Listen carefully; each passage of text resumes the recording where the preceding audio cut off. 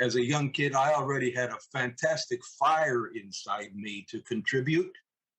Uh, but what Dizzy did is he simply poured gasoline all over it, and then he just after that Blues Alley thing, about 6 months after that, I had my first album out, and I had played Blues Alley as a leader, and it all went back to what he gave me back, what he gave to me. So any little bit I can help any younger aspiring musician. You know how ruthlessly difficult our life is as trumpeters and musicians. Any help I can give, uh, I give it all. This episode contains adult language and adult humor. Since when have trumpet players ever been considered adults? If you are easily offended by these types of conversations, consider switching to the oboe. Welcome to the Trumpet Gurus Hang podcast. I'm your host, Jose Johnson. My guest for this episode is Vaughn Nark. To quote Dizzy Gillespie, Vaughn Nark is something special. Vaughn followed in his father's footsteps and began playing trumpet at the age of 6. But when he first heard Diz, his world changed forever.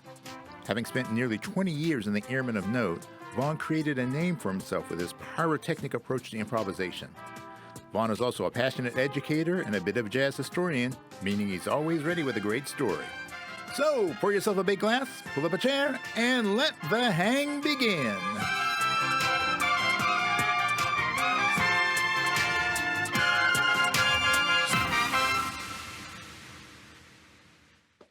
Welcome to another exciting episode of the Trumpet Gurus Hang, and I am joined by my good friend, and I'm happy and proud to say one of my teachers, a man who's been very influential in my playing and the concepts that I've used. Man, he's such a great guy. I love him to death. The one and only Vaughn Nark. Vaughn, welcome, my friend. Thank you, Jose. It's wonderful to see you in this idiom, and once again, congratulations to all you're giving back to music and our historic instrument with what you're doing on the internet here. It's wonderful. Oh man, I'm just trying to give a little bit of love back to the trumpet world. I mean, yeah, trumpet, like, you know, you and me and everybody that's joining us on this hang. The trumpet is such an important part of our lives, and whether it's the music that we play, the friendships that we make, the lives that we touch, man, you know, I don't know where I'd be without the horn. Well, the horn is just it's a special tool to reveal our spirit, and for us, our instrument is probably the third oldest form of human communication, next to the human voice, the drum, and then the trumpet was originally invented to just amplify the emotions of the human voice over long distances, you know. And of course, it could have been a hollowed out animal bone in the beginning, and we really don't know, but it amplified our human emotion over a long distance, and it's historic. It's played a colossal role in all of our major religions. When something and the instrument is so special that it's been turned into a verb. You know, the president trumpeted his views on the Middle East. He didn't piano his views. He didn't drum. Well, he could have drummed his views, but you know what I'm saying. It's just when something needs to grab human attention, our instrument is going to get the call. I mean, to a major horse race, to a sad thing like a funeral, to a battle call that can determine life and death. It's just because when it's played immediately, even if it's played in a delicate, beautiful way, it just grabs your soul. And for us being behind it, well, we know that, well, of course, the instrument is determined to make an asset of all of us, you know, in the end.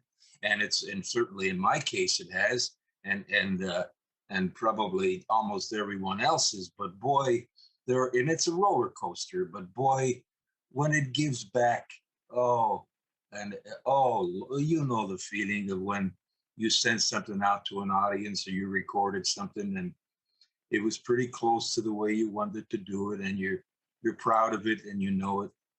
It's out there, and well, you remember what Dizzy said about the horn. He says Dizzy played a tremendous role in my musical experience, and I know we're going to get into that. But he said that the instrument, it lies around all day, surrounded in luxury. It's usually warm in a felt case. It's not bothering anybody. It doesn't want to. It's not causing any trouble. And then all of a sudden, you get it out of the case and you wake it up. And sometimes it doesn't want to be woke up, and it gets you back by ruining your entire day, you know. But then it will give back and say, okay, I'll give you a little bit something today. You be a good boy and you come back tomorrow. Maybe I'll give you a little bit more tomorrow, you know. So Yeah. you know how it is. Oh man, yeah. It like you said, it can be a roller coaster.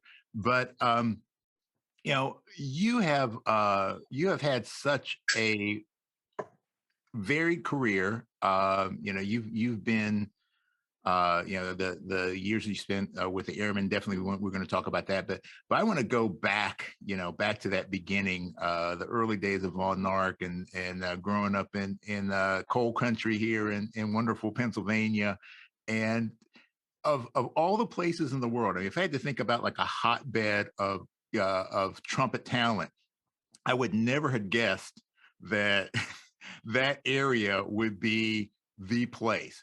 So, a lot of people may not realize some of the things that were going on in your youth in that area. So let's get into that a little bit. Okay, well, my father was a very fine trumpet player and a wonderful upright bass player. And a little bit later on, he played Fender when that came into vogue. But my dad tells me that from the time I was a little baby and I would sit in his lap when he would play the horn, open horn, as loud as he wanted. When I was a little baby, I would never cry. With my little fat little arms, I just I'd reach up when he was trying to play and like try to grab the horn. You know, he says, and it was the cutest thing, he said. And he'd give me the horn and I'd play with it.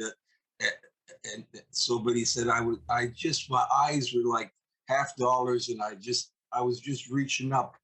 And he decided to start me at 6 years old. So I had a tremendous advantage because my dad, loving music and the trumpet the way he did, of course, his big influences were for most people in the 1930s was, of course, Harry James and Bunny Berrigan. And of course, the influence that Louis gave to them.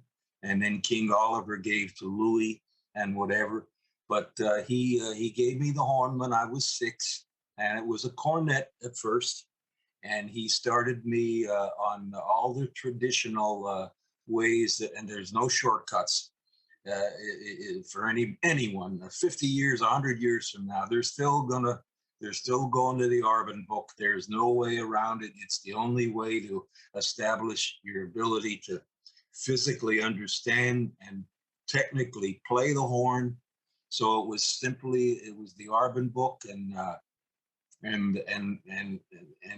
my problem as a little boy was I had an older brother who was a wonderful. He suffered from the prejudice of this instrument, but my brother was a fantastic accordionist, and he didn't. I mean, he was influenced by people like the blind accordionist Leon Sash and Art Van Dam. My brother was doing substitute flatted fifth chord changes. He was exceptional and wonderful, wonderful musician. And so at any rate, and of course, a keyboard player or a guitarist, they can almost practice, Jesus, if they want to, 18 hours a day, and they're not going to suffer from any physical ailments. I didn't realize that, especially if you're not physically playing correctly, well, a brass instrument, unless you're resting a great deal and not taxing yourself, but if you're playing and you're playing hard, why You know, you can't be banging out on that instrument for like 15 hours a day, you know, otherwise you're going to do some physical damage to yourself. And I over practiced. I would practice so much that my oh, my lip would cut open and it would bleed. And of course, I wouldn't allow it to heal, and I'd overdo it. And there were times Dad had to actually take the horn away from me just to give it a day or two to recuperate. And but Lord, I but he and then when he saw my interest that I really developed probably around 8 or 9 years old into jazz, uh, he pulled me aside and he said, "Now you're aware of a lot of our great trumpeters, from of course from Louis to Roy Eldridge, you know, to Charlie Shavers, you know, to all of the." He told me when he saw Charlie Shavers play live with Dorsey, when Charlie came out in front of the band, he said, "Kid," he said, "Charlie played so hard he actually turned blue." Wow. Oh, and Charlie was just one of our greatest trumpeters. But he said, "I want you to really start to listen to Dizzy Gillespie, because when he plays, he just has to play 3 or 4 notes. First of all, you immediately know who he is, and what he chooses, his what he's doing with the chord progression, and what he's doing with the particular interval or whatever he's trying. There's something so distinctive about him. You immediately know who he is." So I really tried to get as many Dizzy Gillespie records as I could. It was very difficult coming from the area, you know, that we lived, that I came from. But my brother did have several of Dizzy's albums, and one album that he had in particular was the one Diz did in '64 called Jambo Carib. And it's the one with Moody is on it, of course. And Kansas Fields is on it. And at any rate, it has Fiesta Mojo and a bunch of other stuff. So that was the first one. But then I started to listen as much as I could. And something rose up inside me, and I didn't understand it. And then I came to understand that I was not meant to understand it. I was meant to follow it. And that was simply, I wanted to meet this man face to face, and even greater than that. It's made, Christ, this made no sense, but boy, it was powerful in me. I wanted to play with him. And I mean, right next to him. Mm-hmm. And God, I mean, what an odd thing. And, but as the years went on, and I turned that dream into a reality. And I was, at one particular point, I was able to introduce Dad to Dizzy, and I told Dizzy, Diz, when I was 9 years old, Dad told me to listen to you. He said you were the greatest, and I would learn and I'd get better. And I followed it, and I did listen, and now here the both of you together. And at that moment when that happened, that was the greatest musical accomplishment, personally, musically, every other way. It made me feel like I was 1,000 feet tall, and Dizzy recognized it as well.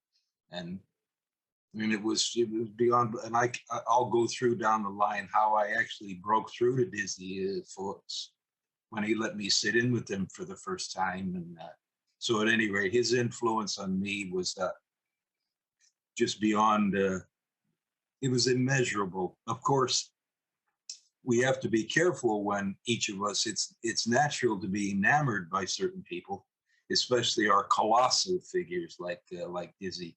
But we do not want to be a copy of them.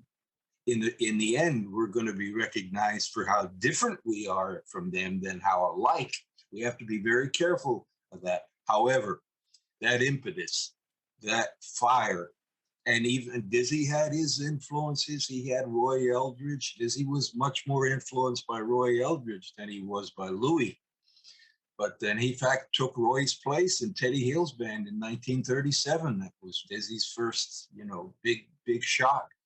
And Roy had his influences. And of course, Louis did too with King Oliver, but he found his own way. And in the end, what we what we aspire to do, and many of us don't reach this, but in the end, we want to find our own voice, so that when we play, we you can the listener can hear certain influences, but in the end, when it's all what comes out in the wash is yourself.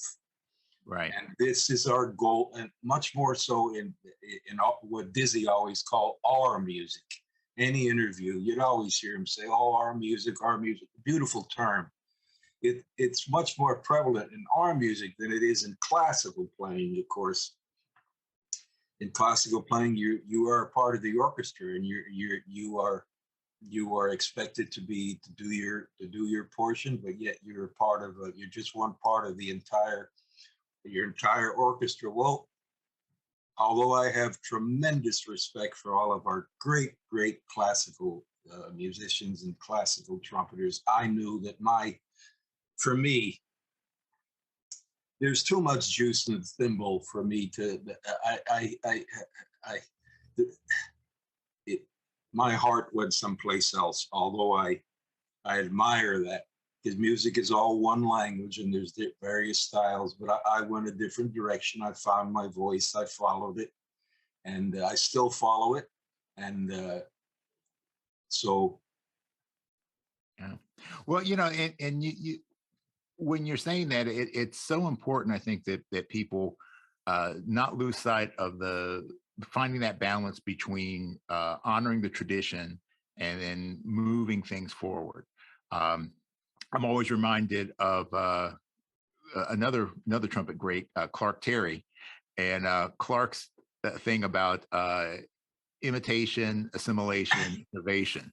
And the way that we learn, whether it's trumpet or whether it's things like walking or talking or the way we interact with people, we learn it through imitation. We see how the people around us are interacting, and that becomes the basis, and we assimilate it. We make it part of who we are, and then once we do that, then we can finally start to add our own interpretation, our own takes on it.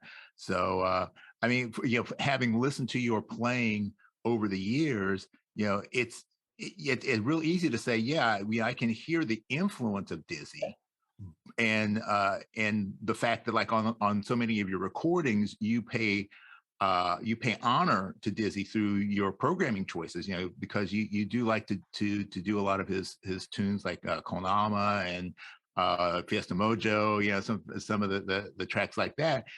And it's an honor to him, but you're not trying to be Dizzy. no. You're still Vaughn. But Well, can I get into how I broke through? yeah, please. Because well, I was always fascinated with the fiery end of the trumpet. Uh, as a typical little boy, I was interested in, well, who is the strongest boxer? Who is the best weightlifter? Typical masculine stuff. Who uh, who uh, uh, who is the greatest, strongest football player? I used to love, as a little boy, watching Jim Brown, who was, to me, the greatest football player I ever saw. And I follow the sport, that just amazed at what he was able to do. So, and of course, Dizzy had that, but there was something more. And so, and as a young kid, at around 9 years old, I had a pretty reliable G. You know, I could play above it sometimes, but I had a strong G, and in all weather too, because coming from Pennsylvania, when you're playing those football games, and it's 5 degrees outside, it's Yeah. pretty damn hard, But I had that, and so when I first got to Washington D.C. in 1976, when I didn't go right into the Airmen of Note after boot camp, I was in what was called a ceremonial band for a year and a half before I got onto the Airmen of Note. But whenever Dizzy would come into town, he wasn't playing Blues Alley in those days. There was a wonderful club in Silver Spring. You probably remember it. It was called the Showboat Lounge in Silver Spring, Pete Lambros's club. Okay. Phil Woods won a Grammy there for a live album he did. And anyway, all the major figures of jazz would play the Showboat, and I would go there with my wife. And I, I just wanted to just break through, just to say hello. But he was always surrounded with people, and very, very difficult to break through. I had no luck whatsoever at the Showboat Lounge, but I'd sit at the first. I'd be at the first table by the bandstand, you know, and I would enjoy everything. Was wonderful. And then he started to play Blues Alley, and by that time, I had played Blues Alley with several big bands, and so I was familiar with the club, and I'd be there every night, trying to break through, even to say hello, this, that, or that. No luck. Well, one night at the end of Dizzy's gig, I'm sitting at the bar and getting ready to go home, and an older Italian gentleman came up to me, and he says, "Boy, kid, I see you here. I see you here every day. You must really, you must really love Diz." And I said, "Oh yeah." I said, "You know, I mean, I can't." He left an influence on me as a young boy, and I just love being here.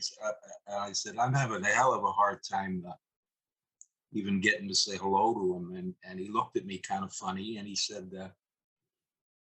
"Well, my name's Louis Belushi, and I used to drive Diz all around New York. He's my friend." And he said, "Come to the club a little bit early tomorrow, and I'm going to see what I can do." Well, naturally, I figured, uh-oh, this. So I went home, and I figured I'm going to make the most of this. Maybe something will happen. So back in them days, we had the old cassette recorders. You know, there were no CDs. There were just the small cassette machines with the condenser microphones and the tape. Well, I had a tape of some of the things that I had recorded, and I got to Blues Alley early, and naturally, and Louis sees me at the bar, and he says, come on upstairs with me." So I went upstairs, and Dizzy's early, and he's just sitting down, taking it easy. And Louis introduces me to him. And I don't know where half of these words came from or whatever, but basically the paraphrase, I basically said, "Mr. Gillespie, I've been listening to you since I'm a little boy, and I'm a trumpet player. And would you mind if I played for you some of the things that I recorded?" And he looked at me, and he never even said yes or no. He just smiled. Well, I turned the tape on, and I played it for a few minutes, and now the dressing room is getting crowded with all kind of people. You know, the band's showing up, everything, and it doesn't even look to me like Dizzy's even listening to it. But I figured, all right, I did the best I could. I took my best shot, and at least my God, I got a chance to meet him. So I just turned the tape off, and immediately he says, "Is that you, kid?" And I said, "Yes, sir, it is." He says, "You sound all right." He said, and Jose, I don't know where this came from, but it came from, I said to him, "I can't put into words what it would mean to actually perform with you. I promise you, sir, I will not embarrass you." And he looked at me, God knows what he thought. And he didn't say anything. And I figured, well, damn it, I might get knocked out, but I'm going out swinging, you know. Right. So, and Dizzy always started on time. You know, I mean, he if it was a 9 o'clock hit, he was on his way to the bandstand at 5 to 9. Well, he starts waltzing down the steps to hit the bandstand around 5 to 9, and he sees me sitting in the corner, and with his finger, he did this. Well, I knew what that meant. Well, I wasn't presumptuous enough to bring my horn into the club, for Christ's sake. I was parked 3 blocks away down the harbor parking lot. If you know Blues Alley, it has that big hill, and you got the harbor parking lot, parked for $5. Jose, I have never run so fast in my life. I ran down those goddamn hill. I got my horn out. Running down wasn't too bad. Running up was rough, but I was in good shape, so I ran back up. Forget about warm-up. Oh, forget about it. Now, by this time, the tune has started. And Man, I just put the mouthpiece in the horn. I found he just pointed to a little place on the bandstand for me. And then after the tune started, it was beautiful Al Gaffa tune Dizzy used to open up. It was called Barcelona. Beautiful Latin tune. Well, he points to me. Well, Jose, on that, when I put that horn up, it was stone cold, but I played everything I knew. Then I played everything I thought I knew. And then I played everything I didn't know. And the audience was wonderful. Dizzy grabbed me on the stand and he put his arm around me and he whispers in my ear, "Stay up here." Well, I played the whole night. He invited me back the next day. I played the entire engagement, 3 sets every night. Then I'd walk him back to his hotel room. Some nights he would invite me up and we would talk. And that began. And that night, oh, Jesus Christ, my God almighty. I mean, what I learned and how the guys in his band, how nice to me they were. And then the second night I brought in my valve trombone and my flugelhorn because I would play harmony lines. Like it was wonderful when we did Manteca because with the trombone I could, boop beep, boop beep, boop beep, boop beep. I could play harmony lines and then any high notes or whatever, he just point and my God, if we were playing something very difficult, his guitar player would whisper in me, he'd say, "Well, watch now, these changes are tough." Dizzy he wrote a beautiful tune for Martin Luther King entitled Brother K. Beautiful, beautiful composition for Martin Luther King. And the chord changes they're a little esoteric. You wouldn't get to fudge your way through, you had to know, otherwise you sound like an asshole, So the whole, and of course, years later, I brought him in to be the soloist with the Airmen of Note at Constitution Hall. We had 6,000 people there. And Dizzy asked me to do his Wolf Trap thing in '87 that was recorded, with John Faddis and Freddie Hubbard and Wynton and Jimmy Owens and Lilo Schifrin, the big band, So I brought my dad to all of this and it was beautiful. So as a young kid, I already had a fantastic fire inside me to contribute.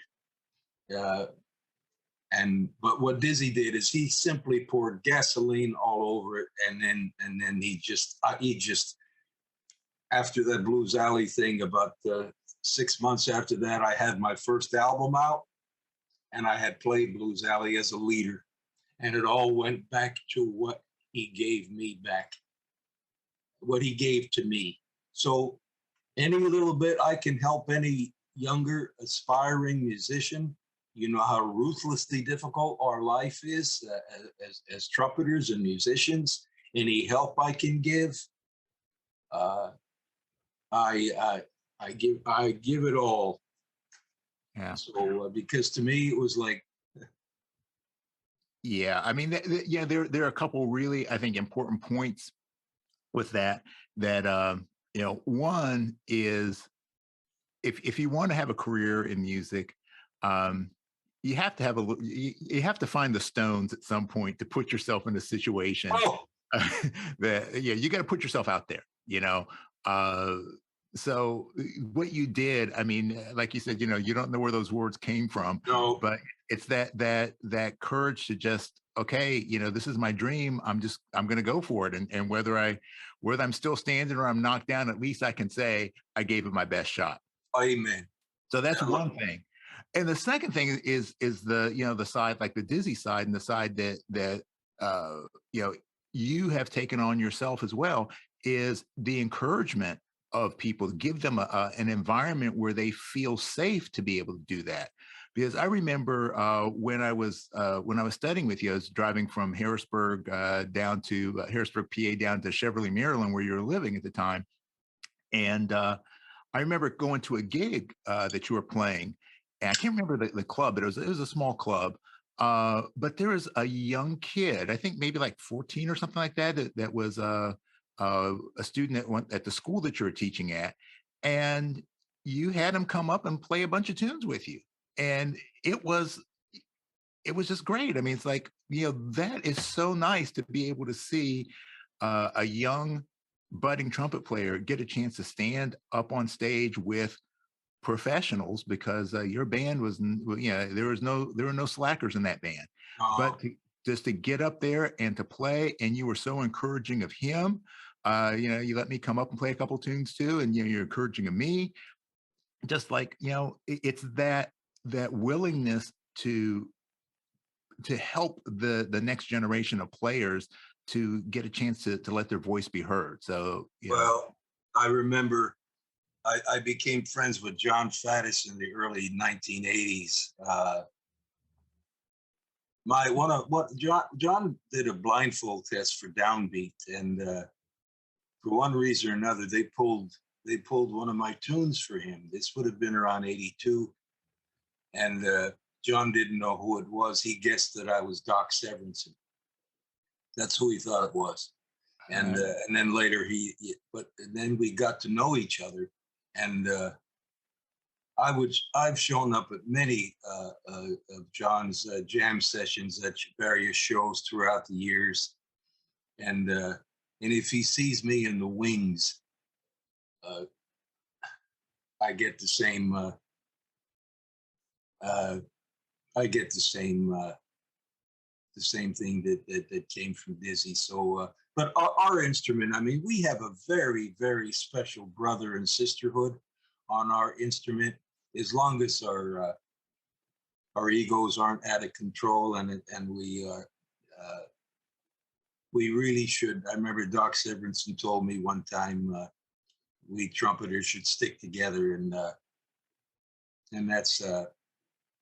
It's funny when you're doing like a spot at the Trumpet Guild or something. It's what I always tell the audience. It's beautiful. It's beautiful to be here performing for you, because I know everybody in the audience is better than I am. I know every one of you can play better than me, and that's just fine, But we pull for each other. At least we should. And our instrument is just magnificent. Of course, we each have to we each have our own concept of sound, and especially for us, I mean, we don't like labels, but we'll use it in the jazz world. What is your sound? Jose's sound, not Vaughn's sound, not Dizzy's, not Bobby Shoe's, not Marv Stam's, not Miles, not yours. How do you hear? How do you hear? Because that's what we want. That now for me, I play the trumpet, the flugelhorn, the valve trombone, and the baritone horn, and I also sing. And if it wouldn't have, not in a cheap way, I'd like to say, but I like to sing soft, nice ballads, and I like to scat sing because of Dizzy's influence. But on the trumpet, for me, how I hear is I want the note to be centered. I want it to have some edge, but I want it to have some body around it too. I don't want it to be all edge. I don't want it to be too fluffy. I want it to be commanding. Now, if I want to change the timbre, I'm going to change horns. I'm going to go to the flugelhorn because I want something totally different on that horn. I'm still going to use the upper register a little bit on the flugelhorn, but only for dramatic effect, not too much, but I will use it. And some people won't like that. They don't want the flugelhorn to be played above a first ledger line A. I can understand that. But we have to honor what's going on in our soul, not someone else's. Right. So at any rate, and then when you change to a trombone, and if it wouldn't have been for Maynard, I would have never picked up the valve trombone, ever. Because as a young boy, and I did it at around the 9th grade, because I had a pretty good upper register. All the old timers, especially my dad, they would say, God, don't play the trombone. It's going to mess up your trumpet chops. It'll mess up your embouchure. Well, I was young and I was bullheaded, and Dad did get me one. So when I first put the mouthpiece in the trombone, I was able to play it. Why not? And the incisiveness that you can get on the valve trombone, the edge that you can play with, it's remarkable. Well, I could play it. Boy, then I went back to the trumpet. Jose, I could not play a second line G. I had nothing. I mean, nothing. So as a young boy, I'm thinking, oh God, they were right. I blew it out. I blew my trumpet. I can't play the trumpet any. I should have never. But I stuck with it. And the next day, I could play the trumpet again, and I would switch back and forth and back and forth, and I would realize, wait a minute, what I'm doing here is I'm building an embouchure over an existing embouchure. And I got better and better and better at it. And so in the late 1970s, when I went out on the road with the Top 40 show band, I was the whole brass section. And it got to the point where I was kind of like Mick Gillette or somebody, you know. It got to the point where my trombone playing actually enhanced my trumpet embouchure. And it took a while to get there.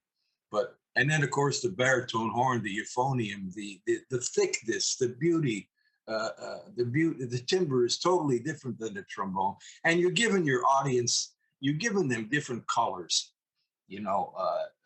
You're giving them and each instrument develops their own personality. Mm-hmm. You know, the trumpet for me is usually the broad, aggressive thing. The flugelhorn, you make love to a little bit more. It's a little more delicate. The trombone is about nice, incisive lines, and the baritone horn can be beautifully thick, melodic, thick, syrupy type of a. So I love all of them, you know. And but the granddaddy of it all starts with the trumpet. And through the years, I don't know if you can see or not, but I've been diabetic for 42 years, and I mark very easily. So my chops, and I always played hard. Played a lot of lead, played a lot of high notes, I never took, and I would rather fall on my ass going for something than not have the balls to go for it in the first place. Right. Now it's happened, mm-hmm. You know, but I can still look in the mirror and, I mean, within reason, and say, you know, I didn't hit the home run, but God damn it, you know, I surely, my will was there. So I've maintained my will through the years, but, you know, I have my issues, you know, and that mouthpiece has to go where it's going now, because I've actually worn my tissue away, you know. It's there, you know. So yeah, well, I mean, it's not a forgiving instrument, you know. So, when you think about it, you know, it's a lot of people, you know, I love it when people say, oh, well, you're a natural. And it's like, you know, there's nothing natural about playing the trumpet. You know, you're taking a hunk of metal and you're jamming it against your face. yep. And there's nothing natural about that. We do have many powerful players now. There's much greater knowledge of embouchure mechanics now than when I was a kid. Much greater. When I was a little boy, I used to look at the great. Of course, it wasn't easy to even find pictures in them days, let alone videos, you know. But I would see different named trumpeters, and I'd look at the style of their mouthpiece, you know, the way their mouthpiece actually looked. I don't know if you can see, but you know, and I used to think, oh, maybe that's it. Maybe it's because of this. Maybe that makes that player such a. And then you know, a little child who starts, you come to realize, no, this is just cosmetics. It means absolutely nothing. And then I would look at the different placements, the pictures that I could find, and I'd see. Well, let's go back to Louis, and Louis played off to the right. He did not play dead center. He played off to the right, you know. And then I would look at a picture of a Roy Eldridge. And Roy played dead center with 2/3 of the mouthpiece on the lower and 1/3 on the upper, dead center. I look at Harry James, he'd be just the opposite. He'd be 2/3 on the upper and 1/3 on the lower. Then I would look at maybe a picture of Bunny Berrigan, and Lord, his trumpet seemed to angle on an upward slope when he played.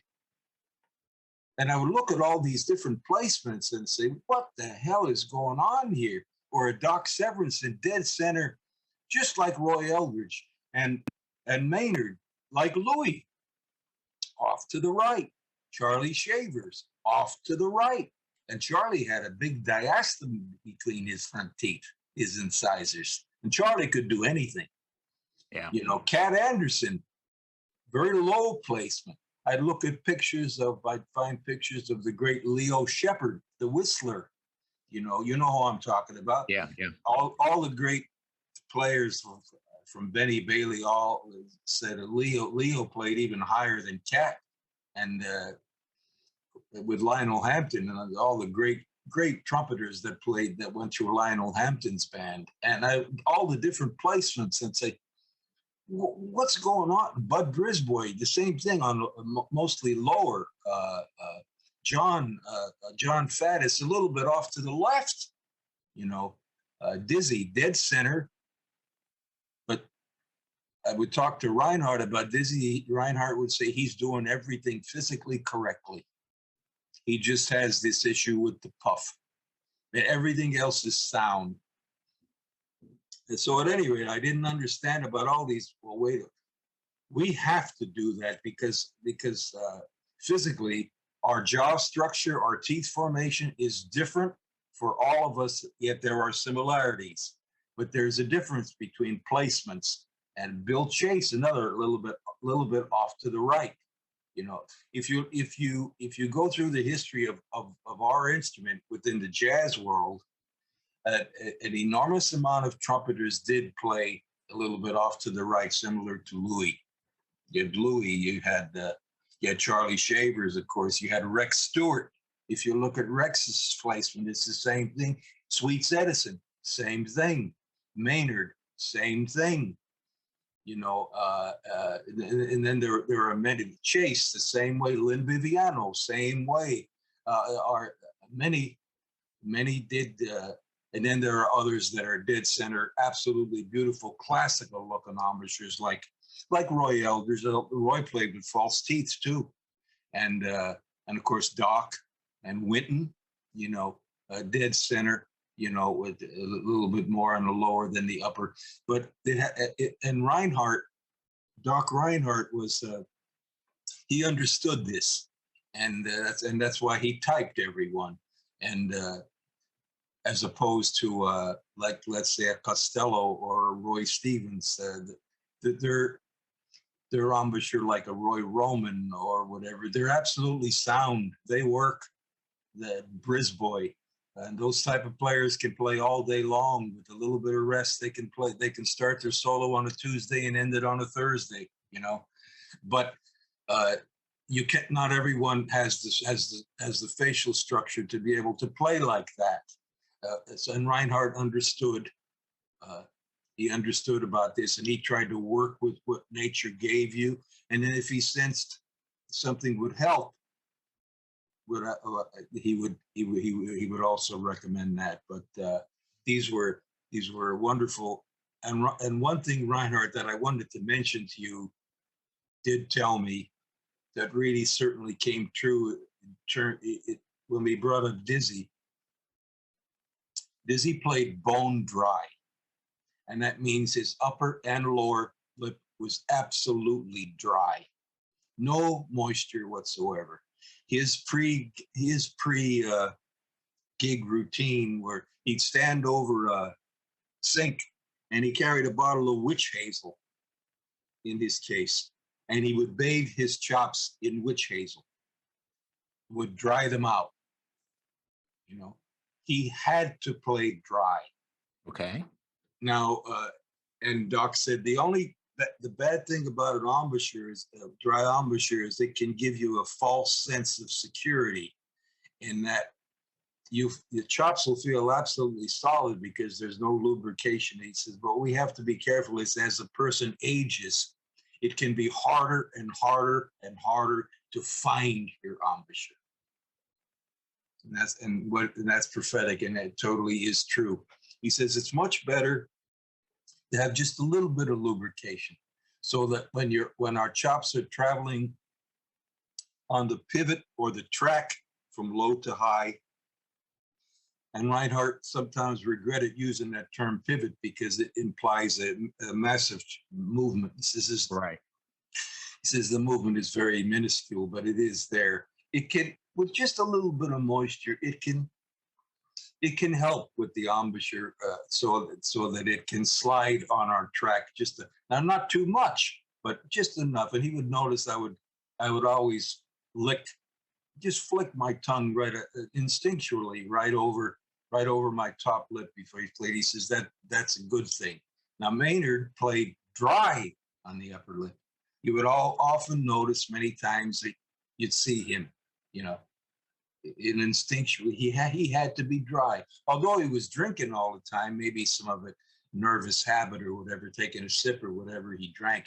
But oftentimes there was an area, and boy, he knew what he had to do. So a little bit of lubrication on the embouchure. I mean, you don't want Crisco on there or something. We don't want to slide all, but just a little bit of lubrication. And another thing, Reinhardt, and I hope trumpeters try this, because Reinhardt told me this, and boy, did it help me. He said to me, Vaughn, he says, how do you attack? And I was taken aback. I said, well, geez, I guess taw. He said, how many attacks do you use? I said, well, I never even thought about it. I said, well, I guess it's just a taw, maybe T as you get higher. I don't know. I said, I never even thought. He said, well, do you ever attack just using air? It's almost like a gliss into the note. And I started to think, and I said, yes, I do. And he said, well, isn't that an attack too? And I said, yeah. I said, okay, so you attack two different ways. So, well, can you double and triple tongue? And I said, yes, I can. He says, well, isn't the caw an attack too? And I started thinking, I said, you sure it is? He said, well, so you attack three different ways. He says, now I want you to try something. I want you to just give me 4 caws on the middle C. Caw, just third attack, Okay. How high have you ever tried to attack using the caw? And I said, well, I never even thought of it like that. But I guess if I'm playing etudes or exercises or whatever, well, maybe if it goes up to a first ledger line A, if that's the thing, maybe I'll go up that high. He said, can you try to attack a high C using a caw? Well, it came out clear as a bell. And I wasn't working at all. All I was doing was releasing the epiglottis, forming the chops, tightening the corners, forming the chops, and clear. He said, not bad. What about the G? So the high G? I said, G, yeah. Boom. That fifth interval, C to G, clean as a whistle. He said, go for the double high C. Right on it. And I said, oh my God.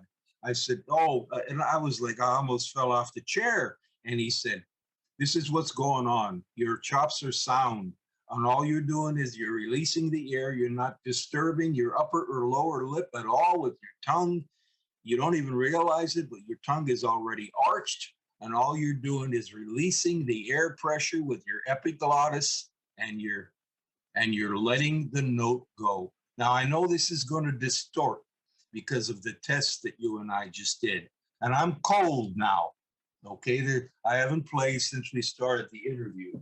And I'm not going to try to hurt anybody. And this will distort. But just to show you that if you center that and just attack with a caw,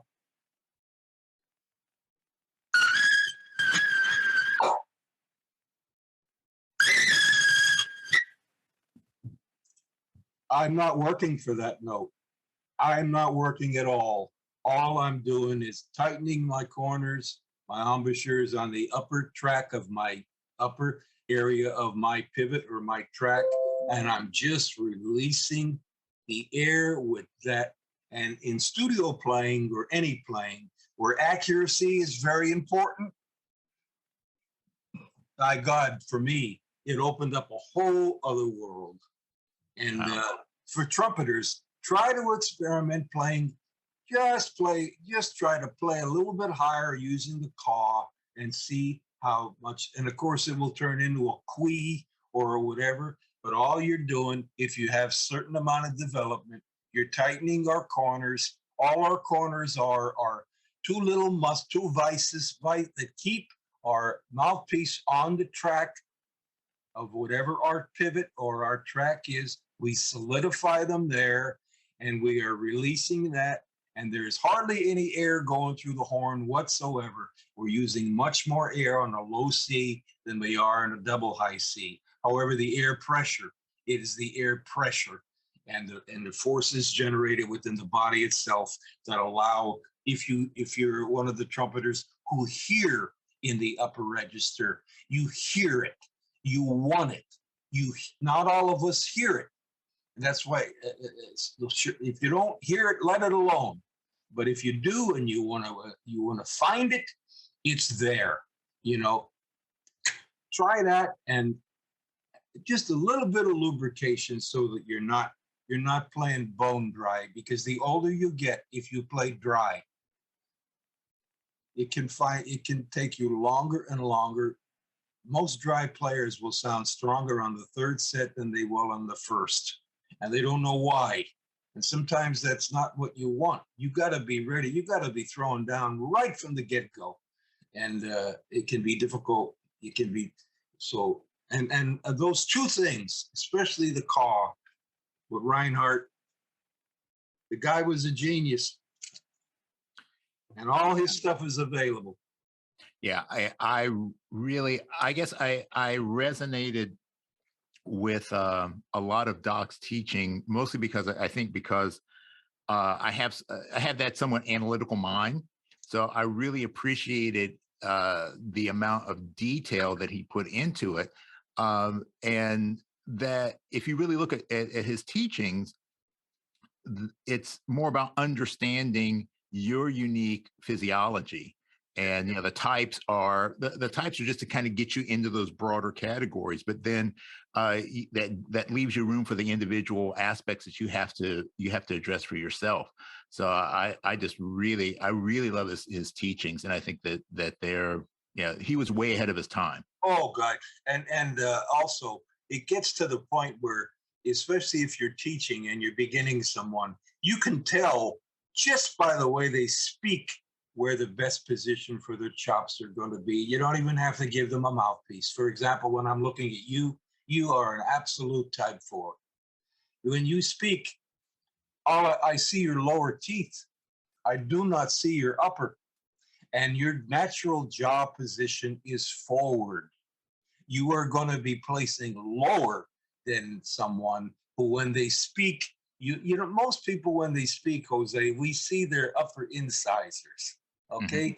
But there are some that all we see is the lower portion.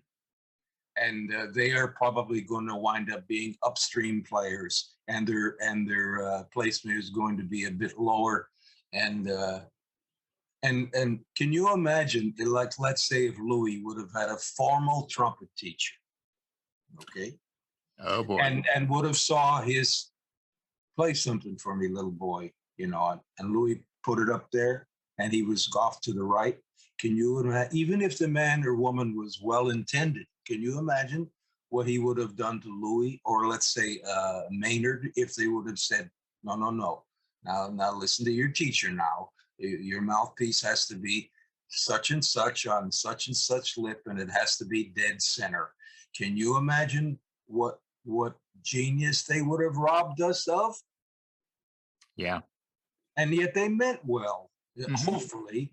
And then there are others that are, for lack of expression, they can be a prick, and they don't mean well. Well, you'll sense them right away, so you get away from them. But most of us do mean well. We are not, so that's why there are different placements, and it has to do with finding the most freedom within your track, where you can go from low to high with endurance and good sound, and your mechanics are sound, and you're able to maintain and to get stronger by the end of the night, and not weaker. Our placements are, and there's a reason. And there's a much greater knowledge of it now than there was certainly back in the 1930s, 40s, or 50s, or even when I was a kid in the early 60s coming up. There's a knowledge of it. And but if that's the way you hear, like I remember reading an interview Charlie Shavers did before he passed away in 1971 with Les Tompkins. Charlie said he didn't enjoy playing in the upper register very much. He said, I only do it for a dramatic effect, and I do it for show business and this, that, or the other thing. But I don't, I don't, it's not everything to me. I don't necessarily, that's the way he felt. And that's fine. But if that's the way you hear, then there's a will, there's a way. There's more than one way to the top of a mountain, and we all develop somewhat of a hybrid philosophy about various things we've learned through trial and error and experience and whatever to help us make sense out of, because all of our musicality for us as trumpet players, it has to be compressed into the circumference of, what are we going to say, a nickel or maybe a dime. And it's this, all of our knowledge, the beauty that we want to come out, it has to come through here. It could be in the soul, but if we can't get it through here, what the hell good is it? This, and there's a world of triumph in here, and there's also a world of tragedy. And all of us have been through both ends of it, so we have empathy for each other, and we just try to make our instrument as enjoyable to perform as we possibly can. Yeah. And what you're saying there about the triumph and the tragedy, I think I've had this conversation with so many different people on and off the podcast. There's trumpet playing, which is the kind of the mechanical thing, like how you produce the sound, and then there's making music. Yes. And the all of the technique in the world and all the knowledge and the theory and all that stuff, to me, is ultimately pointless if you're not making music. And music is, like you were saying earlier, it's communication, and what you're communicating, your ideas and your emotions. Yep. And when we're up there, we don't think about anything mechanically. We just think about making music. There's another thing, if you don't mind, if I can bring up, that really helped me. Sure. And that is, especially if you want to play the horn, at times, paying respect and honor to the tempos that our great grandmasters left us with. First of all, you have to be able to play the horn, and that's why all of our traditional Arbin exercises and Clark book and St. Jacome and all that, you've got to be able to play the horn. But if you want to develop speed, if you hear lines at a serious tempo, I came across a book many years ago. It was written by John McNeil. You probably know what I'm talking about, but it had to do with his left brain, right brain type of thinking approach. And basically, John wrote down many passages of very, very odd fingerings, very, very unique things that we are not going to see in music. Very unorthodox stuff. And John advocated trying to play these on your left hand, not your right hand. Right. So what I did, and once I started this, I realized physically playing them is not the point of what he's trying to bring across. But the left brain, right brain, for any trumpeter who's listening to this, even if they're well developed and they have a lot of stuff going, I'm going to hold my horn up here to the camera, and and just get through this thought here. Now, let's go to our traditional Clark, one of the Clark exercises. I don't know which one it is, but the exercises that the series that starts whatever the hell. Clark 2. That's there Clark. you go. Okay. Now let's go through which of those keys that are written there are the most unorthodox for us. Well, the one that starts on our F is very simple, no problem. But what about the one that starts on the C sharp? That's a little odd. Yeah, so we have okay,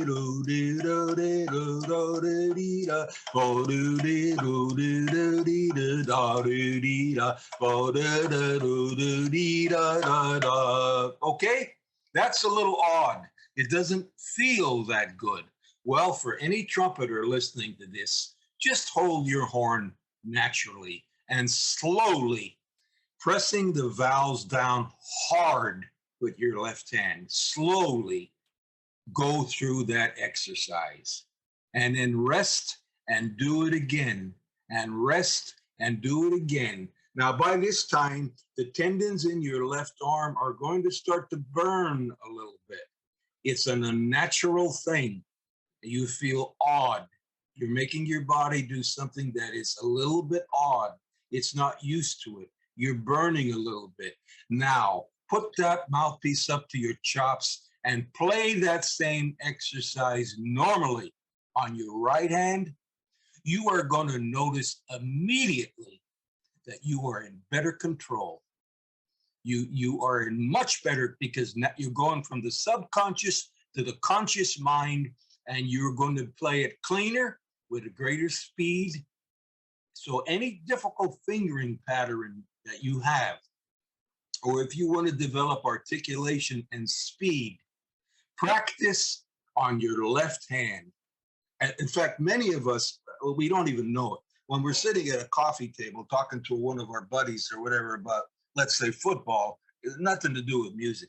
We may find that our hands are actually fingering something. Our mind is music that is going through our mind on the coffee table, just with our fingers. We don't even know we're doing it.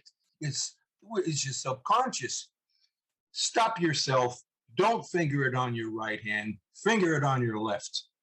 Any difficulty you have with fingering, go through it slowly until your tendons start to burn on your left hand. Rest, and then try to play it normally. And I guarantee you're going to feel much more in control. You'll have more dexterity, more speed, more command, and it's going to help you. Try left-handed practice.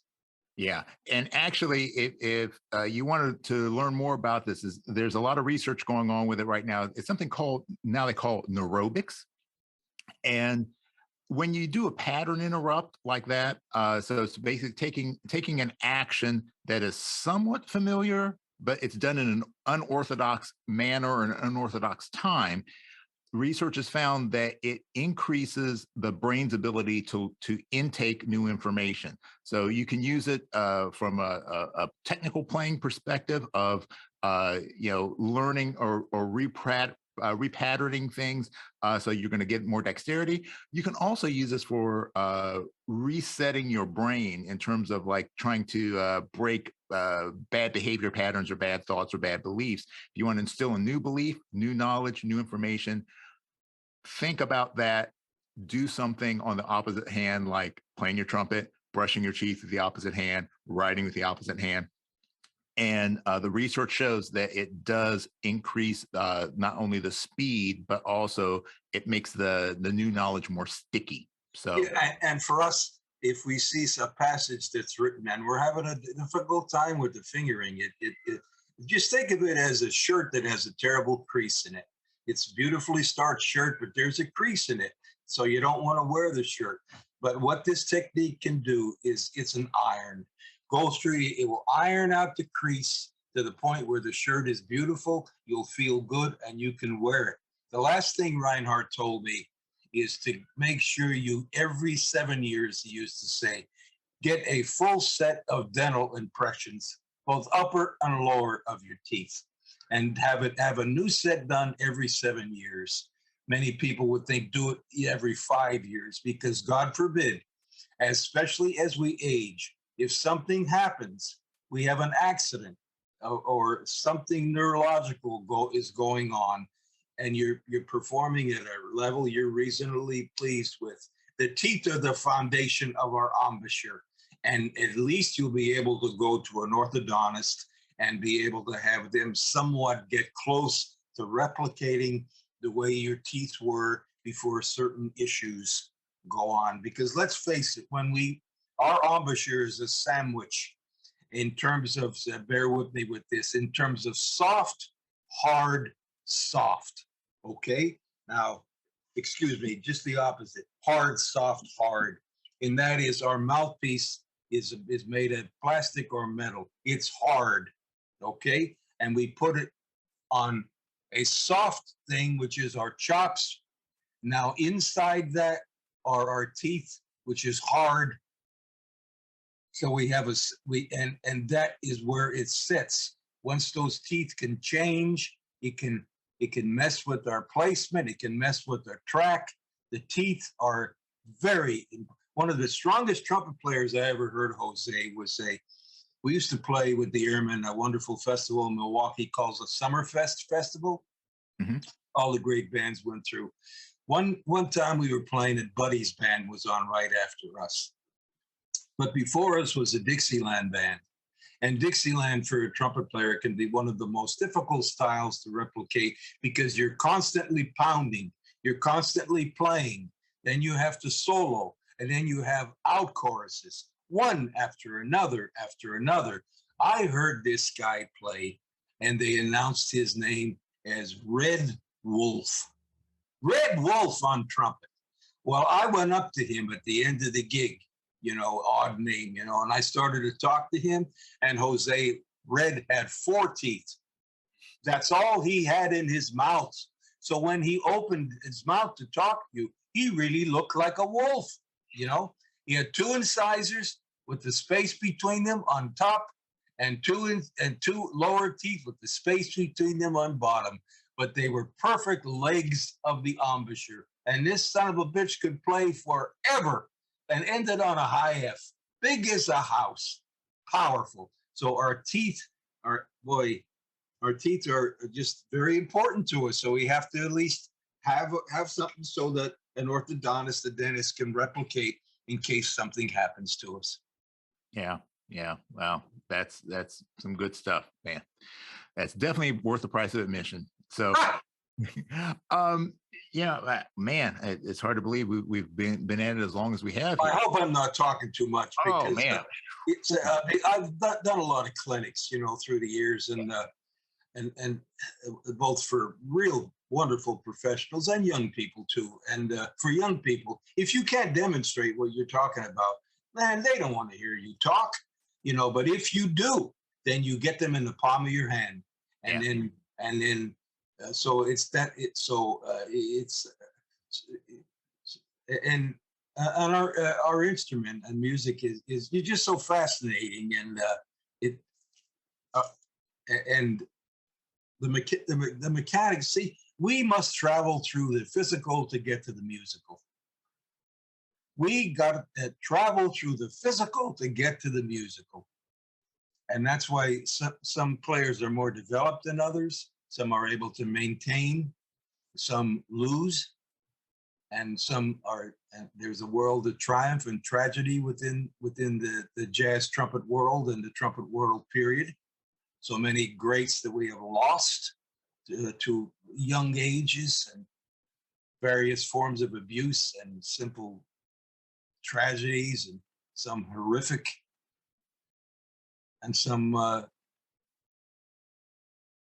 reading about the history of what Dizzy would always call our music is not only on our instrument, but on all the instruments. It's just a fascinating study in human nature.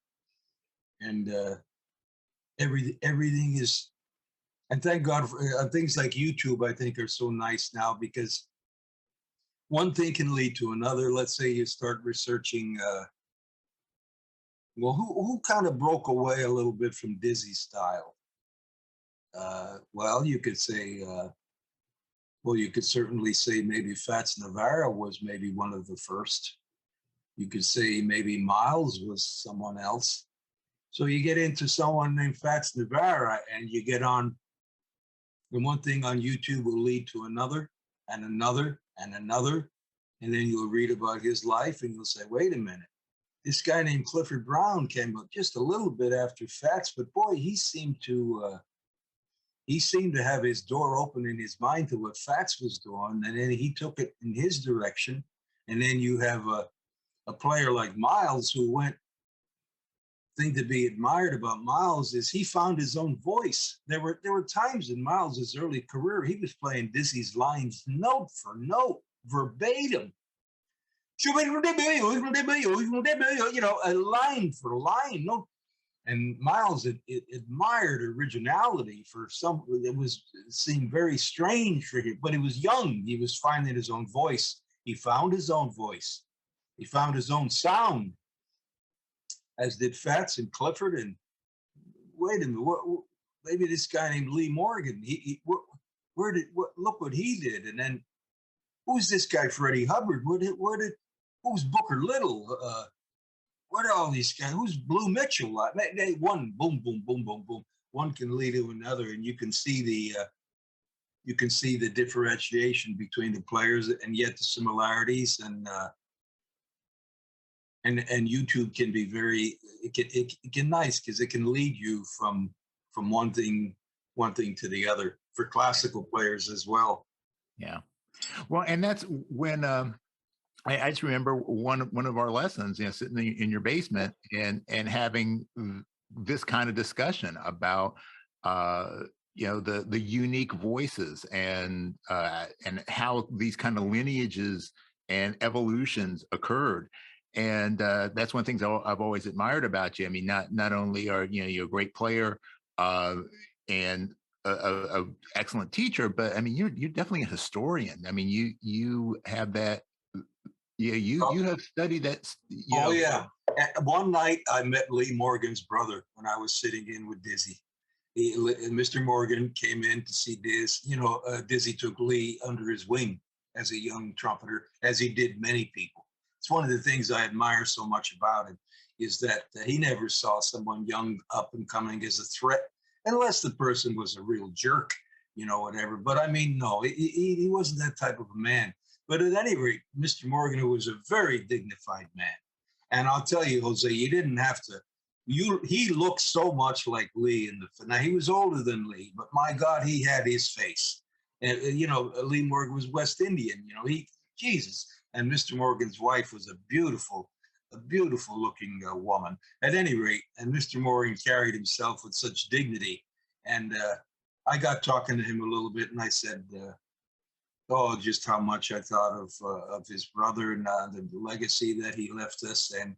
And he said to me, "Oh, Lee, if his chops were bleeding or whatever, he would give everything and everything he had." And Mr. Morgan paid me a compliment. I'm not going to tell you what he told me, but I will tell you that what he said about his brother. He said, "What I loved about Lee so much is he never played afraid.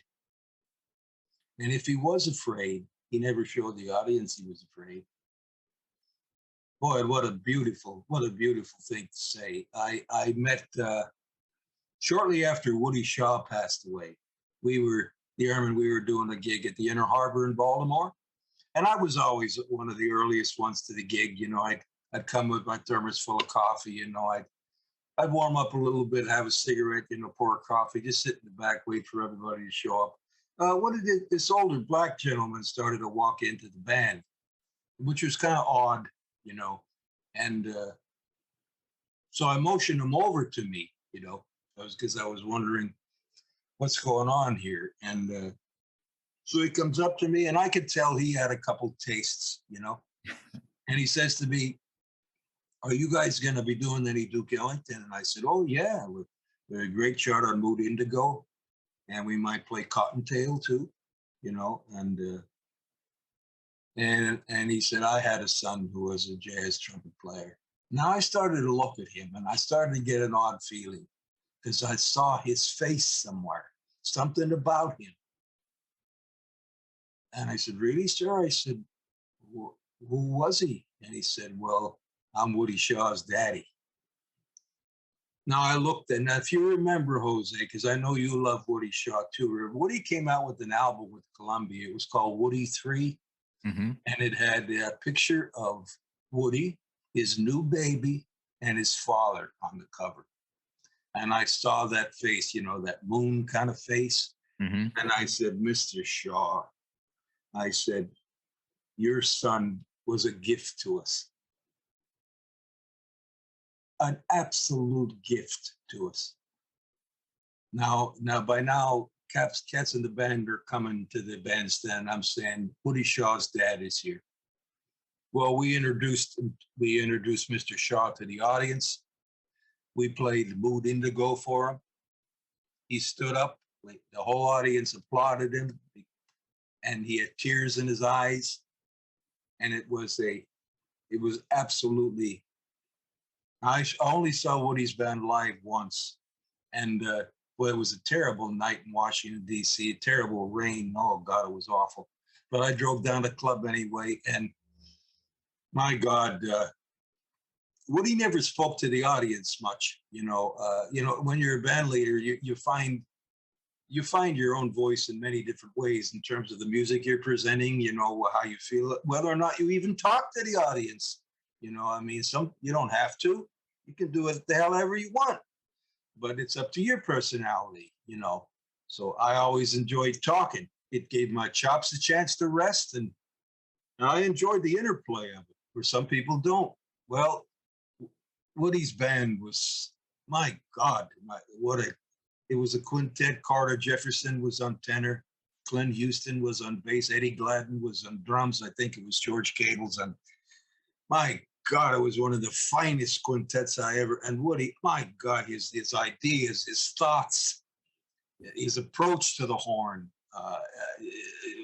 just astounding. You know, sometimes the band would get so far out, you know, because they played in and out.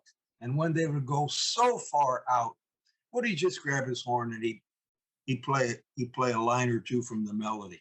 And I knew what he was doing. He was bringing everybody back home a little bit. Okay, we were in Pluto for a while. Let's come back to Earth. And it was so cool.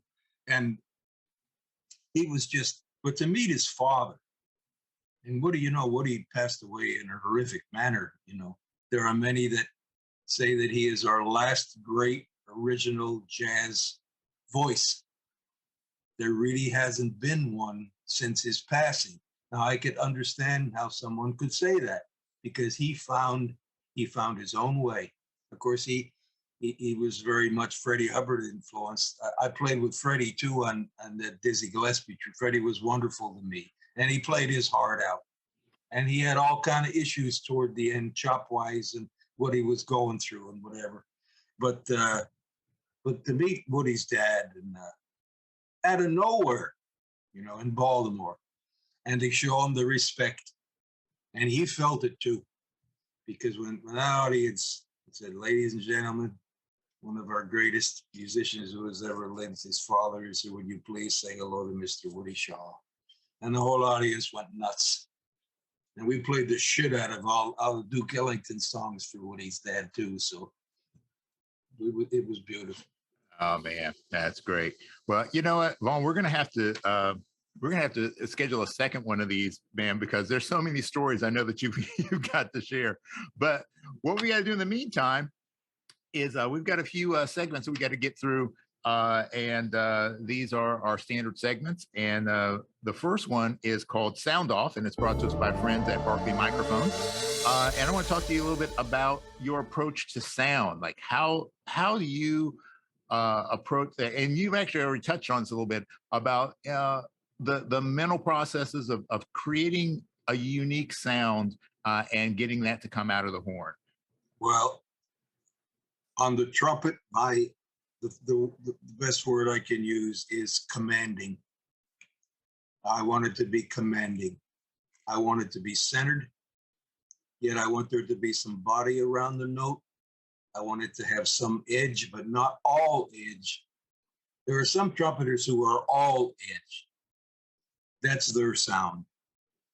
And if that's what they want, then that's it. Our sound is our fingerprint. It's everything. For me, I want it centered. I want it to be body around it, and I want it to be commanding. The flugelhorn is darker, fatter. It's going to be more lyrical. I've played a lot of high notes in my life, but in the end, I'll probably be remembered more as a flugelhorn player than a trumpet player to a certain extent, because I've recorded some things I'm exceptionally proud of, things like Bridget, other ballads, other medium tempo things. I just hear the flugelhorn is wonderful. I make love to it more than I attack it. I do use the upper register sometimes for dramatic effect, but I don't overdo it. And one clinic I did many years ago, I was someplace out in the middle of nowhere in Kansas. And some young boy comes up to me and he says, "Mr. Nark, can you play the end of Bridget for me?" Well, I go to an E flat above double high C on the end of Bridget on the flugelhorn. And I would never have done this for another person. But when I looked at the innocence in that kid's eyes, first of all, he knew what he was talking about. And I saw where his heart was coming from. I took the horn right out of the case and I did the best I could to quote that line for that little boy. And I came pretty damn close too. The valve trombone for me is about incisiveness, and it is about edge. And I love the baritone horn for the thickness and the beauty of what it's capable of doing. So I want to give the audience 4 different colors. And if I'm being true to myself, every human emotion that we're capable of, from high to low to middle, so that I'm not hitting anyone over the head with too much extroversion, but I'm not playing so introverted that I lose people as well. Just get our emotions out of the horn, all of them, high, low, middle. Oh man, that's good stuff. That's good. And I have to say, man, I definitely do love your flugelhorn. So it's like butter. So our next segment is brought to us by Venture Mouthpieces, our good friend Doug McVeigh at Venture Mouthpieces, where technology, design, and craftsmanship intersect. And this is Geared Up, and this is a discussion about gear and particularly your concepts around choosing the kind of gear that you need for the job. So, well, I have my own custom-made mouthpiece. Terry Warburton is going to be marketing this shortly here in the future. But I came up with this in the early 1980s. And what I wanted to have a very, very small inner cup diameter, very small. Mine is 0.583. However, I wanted to have a rim undercut because I wanted to be able to play the low register too, and not have your mouthpiece go into to touch the cup. So it's physically impossible for my lip to actually touch the cup. And I have a fairly standard size, probably 26 throat hole. It's certainly not a 16 or 17 like Maynard. But why I came up with this is that for me, it helps with compression, because my lips must be close together in order to get any sound whatsoever. That aids with compression, but I want to play the whole horn. So I want the low register too. So I have the rim undercut. And as far as this cosmetic thing is concerned with these ridges, this is just, I liked Jack Bell, what Jack Bell did to Maynard's early 1970. It's just compression. It's just cosmetic. And this is Lexan here. It's plastic Lexan. And I do believe it helps with heat. And it also helps playing outside. But it helps heat my chops. I feel the heat when I can feel it. And for me, that helps with blood circulation. My circulation is extremely impaired through the years because of diabetes. Extremely. Boy, I could write a book on playing a horn and being a type 1 diabetic, that some of it is harrowing. but nonetheless, it can be overcome. But it helps with heat. So Terry Warburton is going to be marketing this, both for trumpet and flugelhorn. And these are my designs. And Doug Elliott helped me through the years, who apprenticed with a great old mouthpiece maker named Leroy Green, who made mouthpieces for Roy Eldridge and everyone else. He helped apprentice Doug, as did my dear friend Donnie Junker. Leroy was a special dude, and he helped me put this together. And I don't have a choice now because I have such scars on my chops that it has to be this, because I've actually worn it into my upper lip. So at any rate, these will be coming out, and Terry Warburton, who I think the world of, Terry will be doing it. I play a big trumpet. I play the largest bore you can find. Yamaha put together for me with an extra large bell. I don't know if it means anything, but maybe psychosomatically it does. On the flugelhorn, my horn was stolen in the early 1980s, as was my mouthpieces. Bobby Shue, who I've known for years, who I think the world of, helped put me in touch with the store in Torrance, California, where I bought a Quainon. I still have the Quainon. I've had this forever.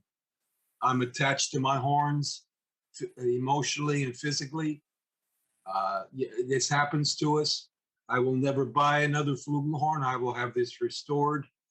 And the trumpet, whatever it is not the problem. I'm the problem. If something is going on, it's not the horn, it's me. Valve trombone is a king, and I play Yamaha baritone horn. I've never been into horns or mouthpieces. I've been much more into getting the gig. I want the forum. I want the gig, no matter what it is. If it's lead with a big band or a national symphony, or if it's a small group thing, I need the gig, not the horn. However, I'm happy. I've been to the Yamaha since 1990. Before then, I was with Kahn. Sandy Sandberg set me up. They made fine horns that Doc put out. And as a young kid, I played Doc's Eterna Gibson trumpet, which is a fine. Anything Doc puts his name on is a 5-star trumpet. I think the world of Doc. I first played with him when I was 10 years old in 1967. And knowing Doc, he's probably already put in 3 hours on a trumpet today, and that's probably just his warm-up. Yeah. Well, Doc is, talk about a force of nature. That's Doc. Yep. Just unbelievable. I can tell. I know stories about me. If we ever do a volume 2, I'll tell you stories about Doc. He wouldn't mind either. That are personal and absolutely true. But Doc is the most dedicated. He may be the most dedicated to his instrument of any of our. He's that special that they did for him not too long ago, Never Too Late, which was on PBS, which was wonderful. But Doc is he's just he's historic. He's Doc, and he's still going. Yeah, yep. And he can still play rings around most of us.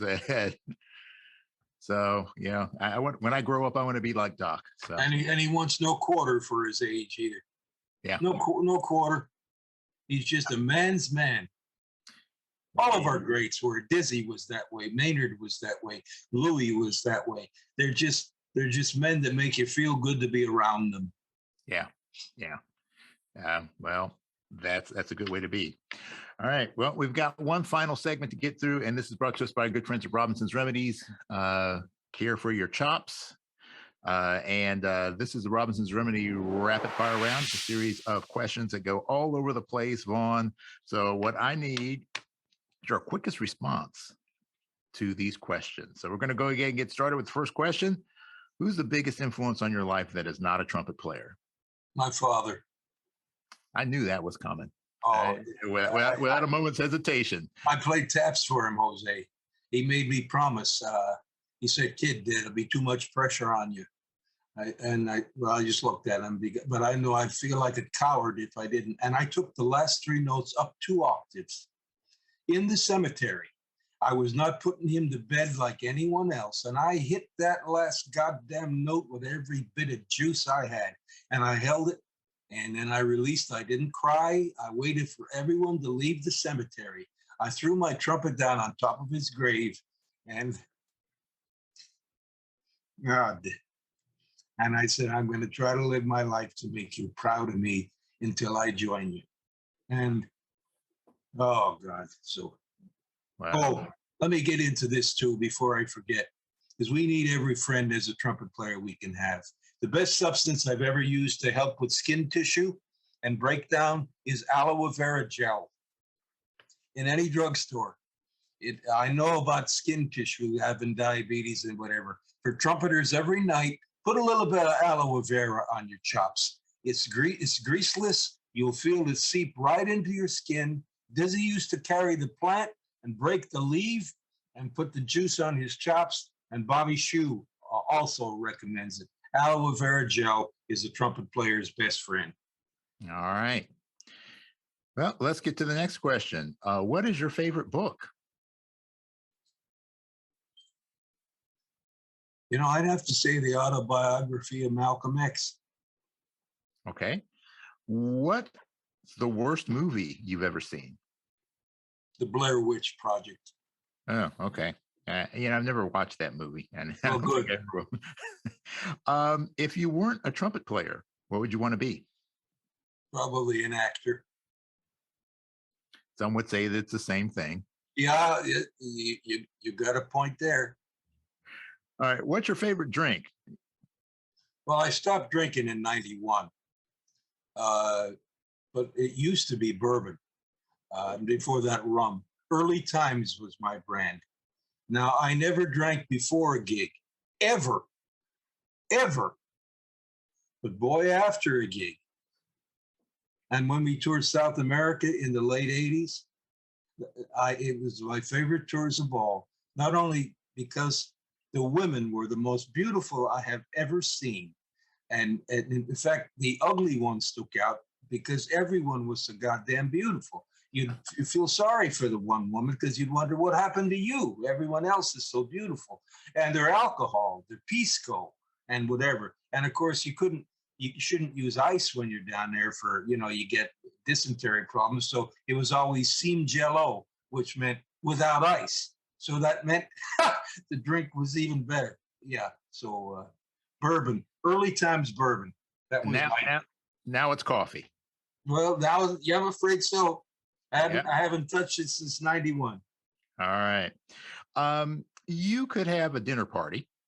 And at that dinner party, you can invite any three living people. Any three people in the world could come and join you for this dinner. Who would you want to have there?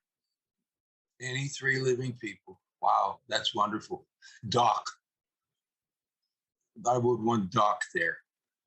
I'm afraid I have to confine myself for my love of music. I'd want Bobby Shue there. And I'd want my dear friend Ken Smuckle, one of the greatest trumpeters I've ever heard. My dear friend, my brother. So I would be three trumpet players, and we could let Doc would play lead, and Bobby could play the solos, Kenny could play the extra high notes, and I'd make the coffee run. There you go. All right. And at this dinner party, you've got three additional chairs, and these guests can be any three people from history, any three people that are no longer with us. Alexander the Great. Abraham Lincoln. And Dizzy Gillespie. Oh, man. Lots of fun at that party. Of course, Dad would be there too. Yeah, of course. Yeah, Dad and Mom, you bet. Yeah, that's a given. That's a given. Okay, next question. Lacquer plated or raw? Lacquer plated or raw? You mean brass instrument? Yeah. Well, Jose, I don't know if it makes any. There are some people who believe it does make a difference. I don't know if it does or not. I'm uncommitted. I'm sorry, I can't give you an answer. All right. It doesn't matter. A good player can play a garden hose. I actually saw Peter Schickley do that at a Peter PDQ Bach concert. He I think he called it the hoseophone. He got a garden hose and started swinging it around and making different pitches. That's kind of wild. Right. What's your favorite quote? Be brave. Good things will follow. Mm. Well, your story about Dizzy, that is proof that being brave and good things will follow is an accurate statement. What is your greatest fear?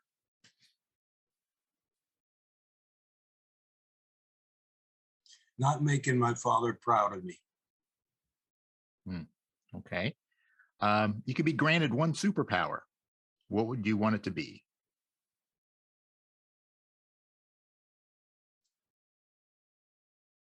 Protecting animals. All animals. I love them more than people. Well, they tend to treat you better than people. Unconditional love. That's the thing I love about And I have my two yellow labs are in the other room, and they look how well they only barked at one time. And I live in the forest, so I feed all kind of animals. Yeah, I know that's important to you. Oh, well, okay. So our next question is: what aspect of trumpet playing do you feel is the most overrated? high notes. All right, and Although I love them, but you cannot overdo them. And if you do hear them, give them all you got. They are important, but you cannot sacrifice your musicality just to be able to play double high C's all day long. But they are very important, and I love them. But anything that can be overdone is, I mean, Bobby Hackett's String of Pearls trumpet solo is going to last longer than Doc Severinson's Malagana. Although I love them both, but you know what I'm saying. yeah. I do love them. Yeah. All right. And the next aspect of this is: what aspect of trumpet playing do you feel is the most underrated?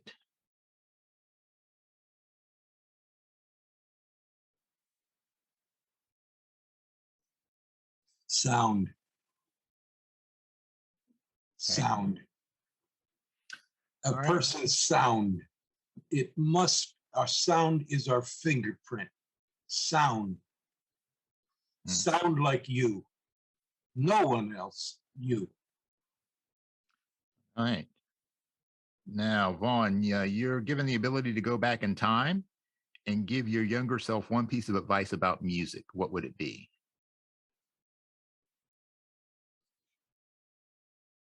Oh, well, that's a fantastic question.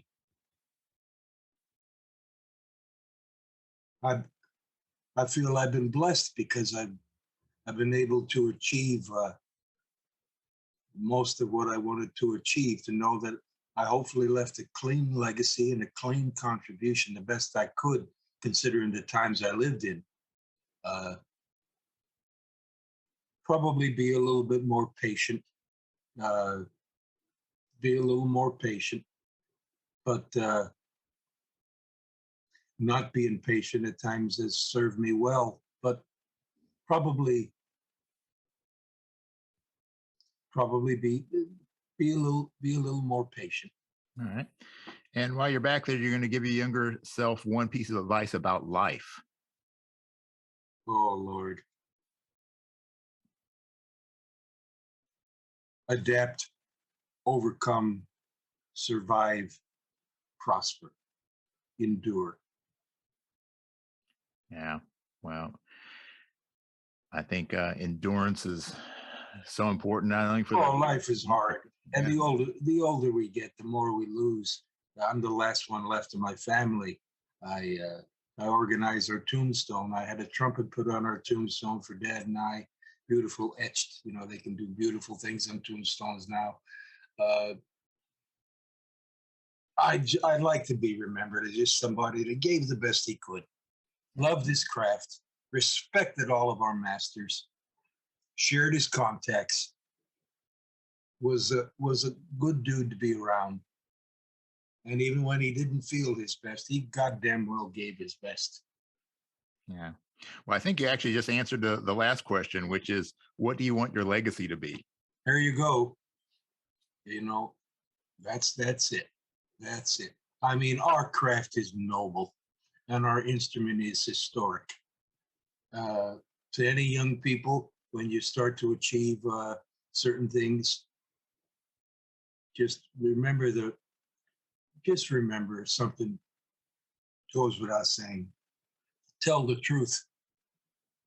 Tell the truth, even when it hurts, even things about yourself that may hurt. There have been times I've overplayed, I've overdone.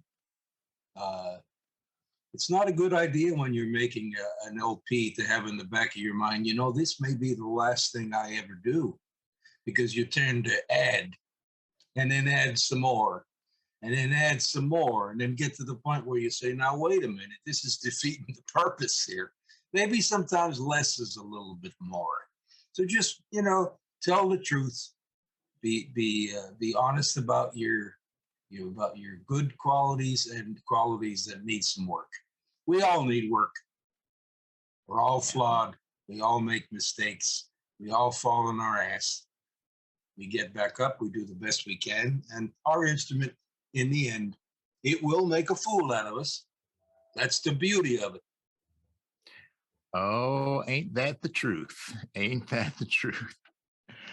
All right. Well, Vaughn, it's always a pleasure to talk to you. I mean, as I said at the beginning of the show, working with you, those few years that I was studying with you really made tremendous impact on me, not just as a player, but as a person.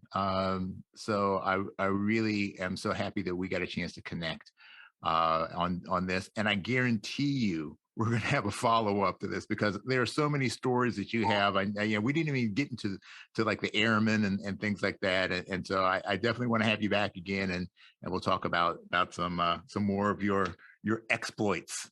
Well, I'm glad that the airmen, as we speak here today, are still there. They are still a phenomenal. I know all of them. I just did a nice alumni thing with them a few years ago. I know them all.